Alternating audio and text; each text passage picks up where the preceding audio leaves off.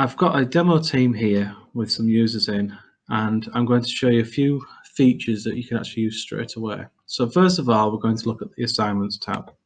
Now the Assignments tab in the team is where you're going to start to create assignments, collect work, and then mark it. I'm going to go ahead and create a new assignment. Now, there's three options here. For a blank assignment, the top one. For a quiz, which runs from a Microsoft form, click Quiz. And you can also create from existing. So if you've used some in the past that you want to just recreate for a different group, then this is the choice that you need to make. For now, I'm just going to select the top option. So I've got some fields to fill in here.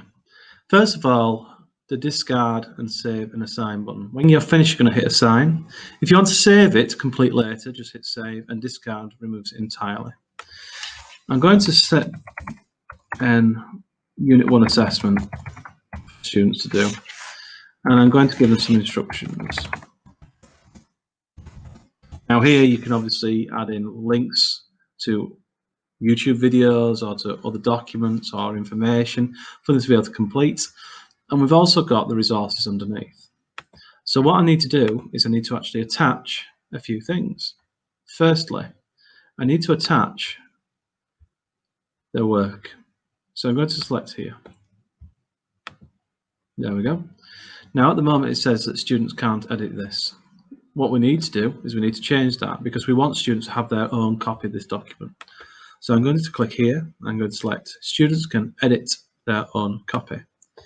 And if you want to preview this, you want to change it now, you can do. So if you click on here, you'll see that it opens up in the Word Online version. And we can actually do this. So how much would a woodchuck chuck is question 1. And question 2, we might say, what is the length of a piece of string? And I'm just going to insert a single table row here. Obviously, you can do this with existing documents as well, or you can just create brand new assessments here. You can actually, when we add resources, add new files as well. So you can create brand new files for them to use. Okay, so that's the work. So that's the copying done. So what's going to happen when I hit the assign button is this is going to be copied for each student. So they can only see their version and you will see their individual work. I'm also just going to go and add in another document for reference that might help them. So say if this is a help document, click on that, attach. You can see that it says students can't edit this. So that's the information that we need to complete it. For points, I'm going to say that this is going to be 10 points. However, if you want to save yourself some work in the marking, you might want to consider adding rubrics.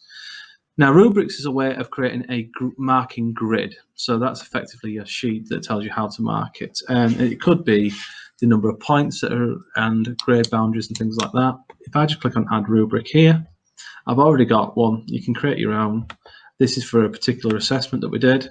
You can see that I've got content, presentation, spelling and grammar that is split, third each. And for each of the descriptors, so in this case, excellent, good, fair, and poor, we have a number of points. And it tells you how the students are going to aim for that. So when you come to mark this, it is as simple as selecting those boxes to say this is what the students have actually achieved. So I'm not going to attach this time. I'm just going to leave it as a simple points value, and I'm going to give them 10 points maximum. You can assign it to multiple classes. So if you've got multiple groups that are doing the same assignment, that's a straightforward thing to do. And you can also assign it to individual students or all students in this case. This is a good way of doing differentiation. And it means that you can actually differentiate by task for each student, or you could even give them extra time and that kind of thing as well. For now, I'm going to leave it as all students. I'm going to set the date due. So again, it's worth having a look at the date it's due. So I'm going to say this is due for Sunday, and I'm going to set the time a little earlier because we don't want students to be working so late. We'll say Sunday, 6 p.m. That date due is a date that we'll set in the system, and anything handed in after that will be submitted as late. Now, there's ways you can change this. I'm just going to click on edit here.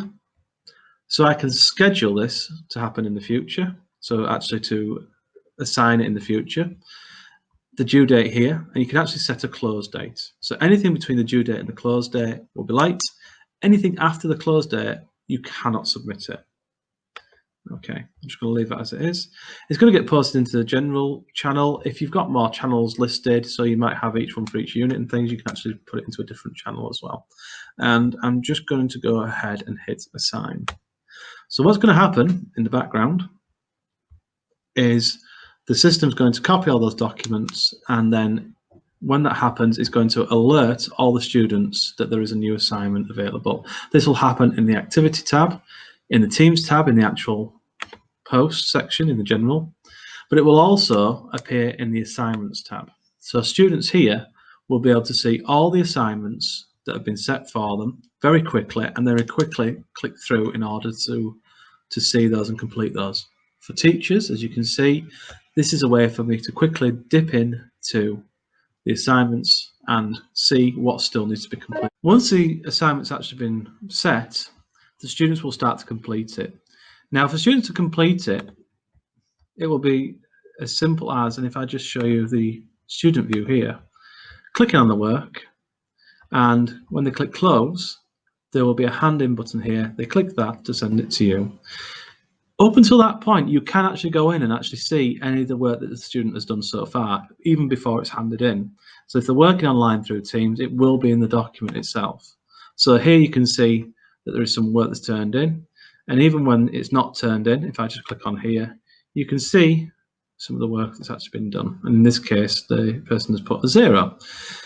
You can leave feedback here. So let's go and just go to the review. I'm just going to leave a comment in here to say this question needs completing. You can even say you need to check your spelling, your grammar, give them additional questions to answer, that kind of thing. There we go. And students will be able to reply to that as well, and you'll be able to see that trail. You'll also, in this screen, be able to see the history. So if I click on history, you can see when the student viewed it, when they turned it in, when it was due, and when it was assigned. And you can see all different versions of when they've turned that in as well. There we go. And you can even download it here. Feedback here. So in this case, I'm going to leave some pin marking. So praise, improvements, next steps. And you can obviously write quite a detailed response in there for feedback, and that's shown to the student straight away. And you can even mark that and give a number of points. I'm not going to return it at the moment because I've got some other marking to do. So I'm going to click onto the next one. And I can mark Liz's work now, who's not doing anything. Or you can even click from the drop-down list to jump to a student and do it that way. And then obviously put that in as well. Okay. Once you've done that and you've marked all your work, you'll find that in here, in this interface, you'll see what needs to be returned. You'll be able to see what the marks are, and you can even create marks straight from here, and you can even see the feedback that's been left for each one. There we go. So we can select them all, we can hit return, and that will return all those back to the students that have finished it. You'll also be able to see what's already been returned. So in this case, I've got work that's already been returned. I can see that Lindsay in this case has actually seen that work. She's actually responded to me in the comments in one of those comments boxes. There you go. So you can see that she's actually fed back there. And if you wanted to, again, the student can then resubmit the work once they've made any changes to alert you again that changes have been made. So that's the whole cycle of marking and assessment and feedback. What you can also do here is, and the students can get to see this too, you can click on the grades tab. It will show you all the grades that have been done. And so you can see the numbers, whether it's been turned and returned. You can actually go straight in here as well and open the student work or return it as well to make sure that students are actually doing something here. And it'll also tell you who has not seen it at all. Now, that's all great, and you can see that the work's been done. When work's not being done, what you might want to consider is adding this Insights tab to your team. So if I click on the plus, you can search for Insights, so it's there anyway. Select it, add it to your team. Then if I just click on the Insights here, it will give you some more information about what students are actually doing within Teams. So you can see there's a kind of a feedback of what's happened in November so far, how many people have missed, what the average grade is so far. You can even click on here and track the student activity, and this goes beyond assignments.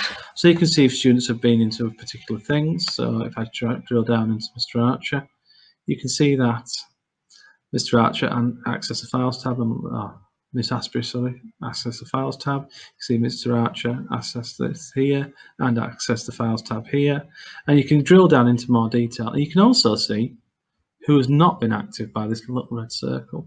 So here you can see that Dean in this case has not been on at all, which is fully expected. So that's how this system works.